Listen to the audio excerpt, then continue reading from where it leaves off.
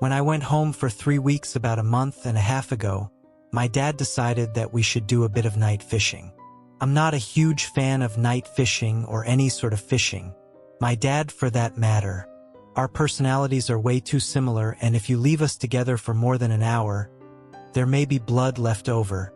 By the time he and I are done playing several dozen rounds of fisticuffs between the stubborn arguing and shouting. Anyways, Dad decided to take me to this river up by our new house that they just finished building. My mom and brother stayed behind as we traipsed through the dark woods. Now, my family lives in Oregon, and the river was about 1.5 miles in from my family's property over massive fallen trees and stumps that I easily tripped on, not knowing the lay of the land. My dad merely scoffed at me and reminded me that city living makes you soft. He didn't say it just like that, but something along those lines, like some stereotypical cowboy out of an old Wild West film. I blamed the fact that I didn't know the area as well as he did, and it just spiraled downhill from there, and arguing broke out between us, making the peaceful night loud and chaotic. We didn't stop arguing the entire way down to the river, my father critiquing my less-than-Christian lifestyle while I criticized his manner of parenting my 20-year-old autistic brother. When we got to the river, we finally settled into an awkward, tense silence as we got our gear out. I knew that this fight was far from over as I sat down on a fallen stump and shivered my ass off. I had lived in a warm climate for over a year, and honestly, coming out here was probably him punishing me for even leaving the Pacific Northwest. We refused to talk to one another as our lights danced across the water when my dad suddenly stood up, his light landing on the other side of the river. There, on the other bank, stood a man looking right at us. He wore a bright orange t-shirt and a pair of scraggly jeans, but for the most part, looking pretty average, if you counted the machete hanging from his belt. My dad snapped at me to start packing all our stuff up, and so I followed his command as my dad started shouting at the man across the river. Their conversation was mostly lost to the roar of the white-capped water, but I could see the man making agitated sweeps with his hands every time I dared to peek. Their voices grew, and my fear grew with it. My father has never been one to carry protection in the woods, hence why I was born. This man was armed and possibly dangerous with that machete, and while we had the river between us, it was shallow and had plenty of places to cross, and even if it was snow runoff, I had no doubt this man could be behind us in mere minutes. Had we wandered onto his property by mistake and just not have known it? Drop the gear and let's go. My dad snarled at me as I took one last look up to see the man starting to walk into the water, his hand flitting against his weapon. My dad put a firm hand on my shoulder and led me back into the woods towards our house. My dad is an ultra-marathoner. He runs like it's going out of style, and my mostly out-of-shape self probably wouldn't have kept up if I hadn't been so terrified. I couldn't hear if the man was coming after us, my heartbeat being so loud in my ears, but I followed my dad so closely I almost ran into him several times. Finally, we found our road and made a break for my parents' house. As soon as we were through the front door, my dad had the doors locked and was keeping a vigilant watch out the windows, making sure no crazy men with machetes was creeping up on our house. Finally, when he figured there was no guys wearing orange t-shirts, we sat down and began to talk about our experience with my mom. We avoided the part where we had been arguing, but told her everything else. We went to bed without apologizing, and I honestly felt horrid. The next day, with the only gun he owned, my father and I walked back out into the woods after calling the police. They said that there was a guy who did enjoy scaring people off of forest land in the area, and that we shouldn't be too concerned. Feeling a bit sheepish, we went back to the place where we had left our gear, both of us apologizing for our lackluster behavior the night before. When we returned to what we believed to be the spot, we saw that our fishing poles had been bent and all the line had been draped from tree to tree, and the tackle box was gone. However, me and my dad didn't fight again for the rest of my trip home. Thanks for bringing a temporary truce between me and my dad, crazy man, but let's never meet by the river again.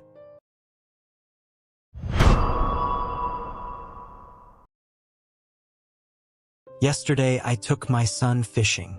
He wanted to go to a nearby lake that we haven't been to in quite some time. It's not known to be a great area. For some background, the last time we went, about a year ago, a car drove by and screamed, "Nice ass," at me while I stood there with my young son. This kind of garbage behavior is unfortunately expected in the area. It's also known to be a late-night hookup spot as well as a late-night drug deal location. Due to the lake's reputation, I had made a deal with my dad that I wouldn't stay there past 4 p.m. without him.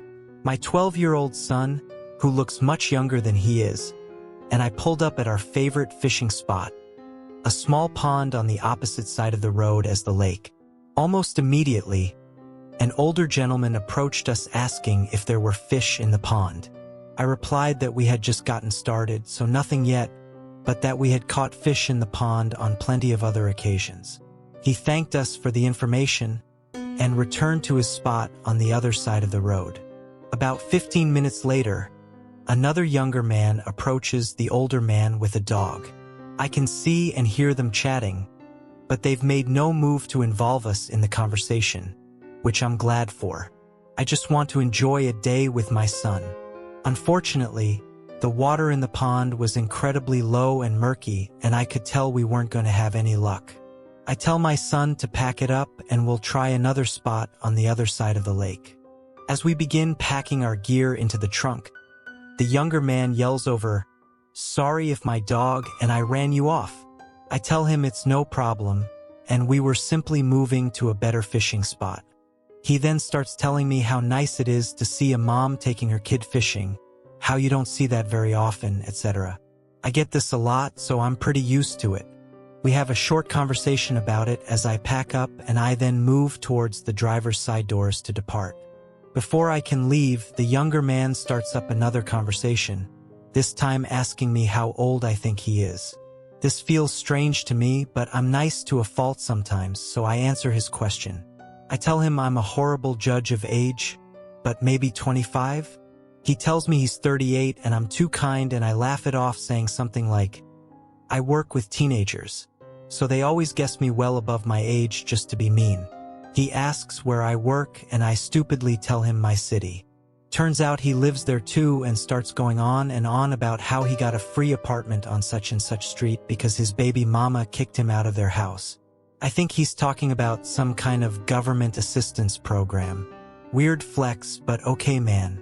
At this point, I'm standing by the car door with my hand on the handle and my son is already in the back seat. This guy can't take the hint and starts telling me all about his awful baby mama and how women are supposed to be submissive, quiet, and do what they're told. He specifically said, "I mean, it's cool that you can bait a hook or whatever, but you're still a woman." Now my alarm bells are blaring. This guy struck up a conversation by commending me for doing a typically dad thing with my kid. Now he's putting me down for the same thing. He's gone from being overly friendly and complimentary to agitated and ranting. I should have been rude and just got in the car and left, but I've unfortunately been conditioned, like many women, to be polite even when we're uncomfortable. Instead, I start making comments in the hopes he'll see I'm not some meek, submissive woman who's going to agree with him. After all, I'm a tatted-up chick with an eyebrow piercing and 2 lip piercings. I don't exactly look like a submissive little housewife. I guess I was trying to make him just as uncomfortable as he made me in the hopes he'd leave me alone. After he says women shouldn't be loud or opinionated, I tell him, "Oh, well, you wouldn't like me at all." He tries to backpedal saying, "I mean, it's okay to be loud, I guess, but don't try that with your man, you know?" I say, "My man doesn't tell me shit. I do what I want." This kind of back and forth goes on for a while before he finally shakes his head and says, "I just don't understand what kind of woman would act like that." I reply, "A strong one." As soon as the words left my mouth, the older gentleman yells from his spot on the bank, "Yeah, say that again, honey." This distracted the creep long enough for me to hop in the car and lock the doors. I still don't feel safe though. Unbeknownst to Creepazoid, only 2 of my car doors actually have functioning locks. but at least they're the two on his side. I put the key in the ignition and turn. Nothing. Of all the times for my car to act up, it chooses now. Panic has now set in. As I repeatedly try to start my car, I can see him out of the corner of my eye. He's taken notice of my car troubles and is trying to get my attention. As he takes a few steps towards my car, the engine finally roars to life and I peel out of there. Only then do I let my composure crumble and have a long talk with my son about what just happened. To the older gentleman who took notice of my discomfort and provided a distraction, I'd gladly meet with you again any day. To the younger, misogynistic creep, I don't know if I was actually in any danger from you, but my gut said I was. Oh, and to my dad, I'll make you a new deal. I'm never going to that lake alone again, regardless of the time of day.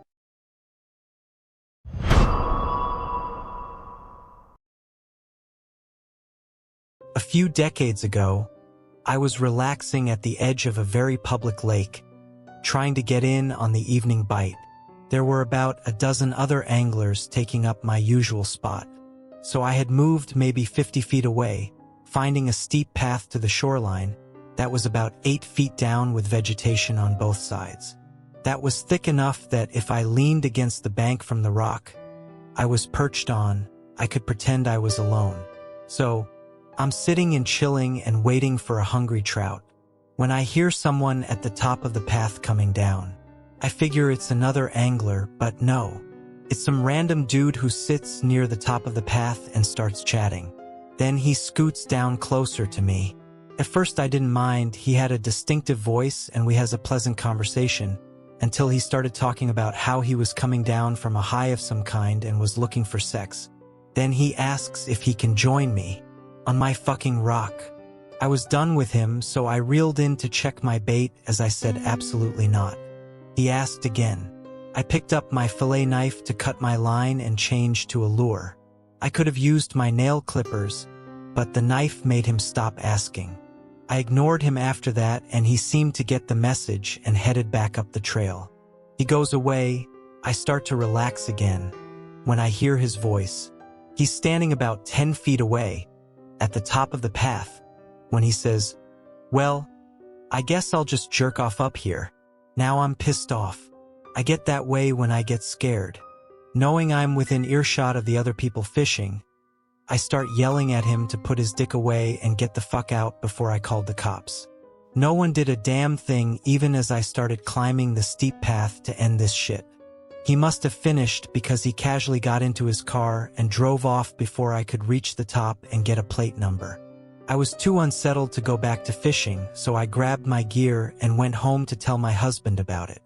At his suggestion, I called the police and gave them a description of his person, vehicle, and voice, but of course there was nothing they could do at that point. My anxiety was having a field day with all of this, but I figured that was the end of things. Nope. A couple weeks later, I'm at the local grocery store with my young children when I hear that voice. You know the expression, blood ran cold? It really felt as if I had been chilled to the bone. I grabbed the kids and left the cart, rushed out to the car, and waited for him to come out. I saw him get into his vehicle and I wrote the plate number down. The wee ones were starting to freak because I was freaking out realizing this asshole lived in my neighborhood. Called the cops again, giving them the new information, and they said they'd check things out. They called a week later to tell me the guy they talked to had a short buzz cut, so he didn't resemble my description, because people don't get haircuts apparently, though they agreed the voice could have been the same. I started shopping elsewhere, but never felt comfortable enough to enjoy my solo evening fishing at that lake again. So, to the tweaking bunghole loser who ruined my favorite pastime.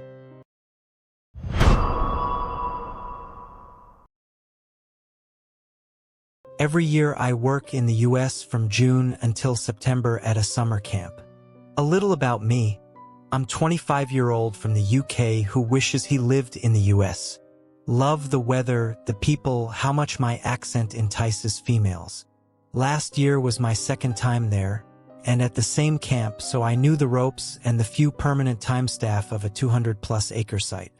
This particular full-time staff member was the maintenance manager of the place and kept it in good shape all year round. Real nice guy, proper man's man but friendly as can be. We'll call him Brad. I'd spent a few nights with Brad and a select few other temporary staff from around the world in the bar after finishing one of our 17-hour working days. We got on pretty well. Now, the schedule over the summer is 10 days of kids, then 3 days off, etc., rinse and repeat. During the 4th week, leading up to the days off, Brad told me that each 3-day break, he hightails it up to Delaware to do some fishing with his dad, has a nice caravan up there, and proper, top-of-the-range expensive fishing gear. Said I would join him. Now, personally I don't fish, but it sounds like a fun weekend. Going to a different state, drinking on the beach and casting away into the Delaware River? Hell yes. So I agree to come to the next one.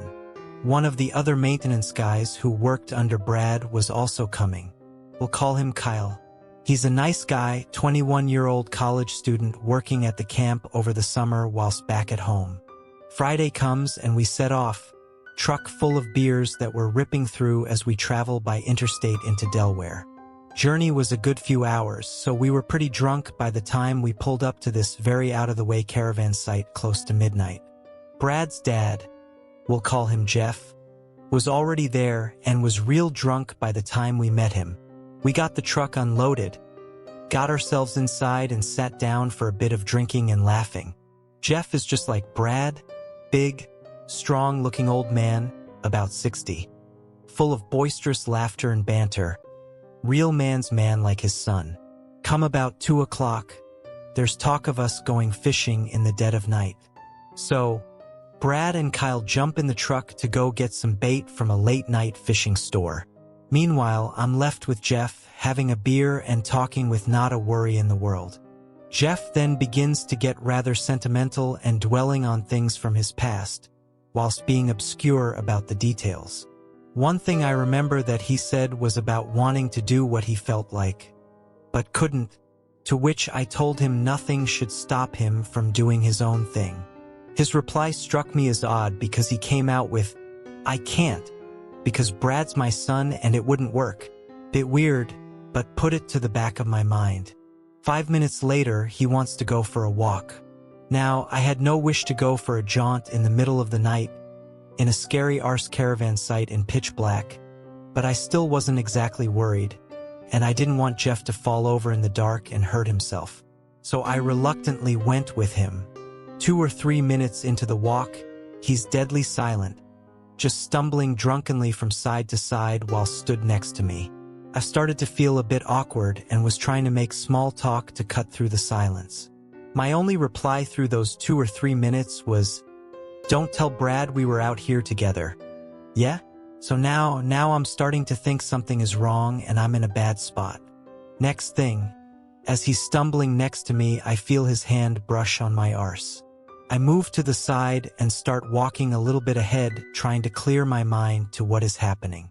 Could have been an accident. He's drunk and has been stumbling the entire time, and it could have just been his arm flailing into my rear. Well, that theory was soon shot to bed as he came right up behind me and put his hand back on my arse. I half elbowed him away and half jumped forward. Told him I was going back to the caravan and marched off, heart pounding. We get back to the caravan. I walk inside looking for my phone, which doesn't work in the US. He comes wandering in behind, shuts the door and locks it and moves across me, basically pushing his body into mine in the tight space. I slip to the side near the door and fumble with the lock for a few seconds before he offers to help. I finally figure it out before he gets to the door and step out, mumbling something about phoning my girlfriend. I stood outside that caravan pretending to talk to someone on the phone for 15 minutes. All the while he had the caravan door open barely an inch and was watching me. I was freaking the fuck out. I was in the middle of nowhere, a small, petite, cute and young-looking English boy being preyed upon by some big, scary southern man. Nowhere to go. Eventually, the headlights to Brad's car shone up the driveway, and Jeff shut the door and ran to a seat, as though nothing had happened. I could hardly say anything, could I? Would Jeff believe me? This is Dad, and I'm literally in the middle of nowhere, with no way of contacting someone or getting back to the only place I knew as home in the US, which was easily a 100+ miles away. So I kept my mouth quiet. Fast forward, we go night fishing. It's too windy, too rainy, the water is scary choppy, and we call it a night pretty early. Head back to the caravan. Jeff and Brad share the double. I'm on the sofa bed type caravan thing, and Kyle is on a blow-up on the floor. I'd sobered up at this point, and I was still confused as fuck. So an hour passes and I'm still awake, trying to figure out what the fuck to do. Went to the toilet early and sneakily grabbed a knife on the way back, just as a last resort. I was that worried. Well, after that hour or so, Jeff stands up and has to walk past me and step over Kyle on his way to the bathroom. On his way past me, he stops. Can see his shadow towering over me, body swaying from side to side.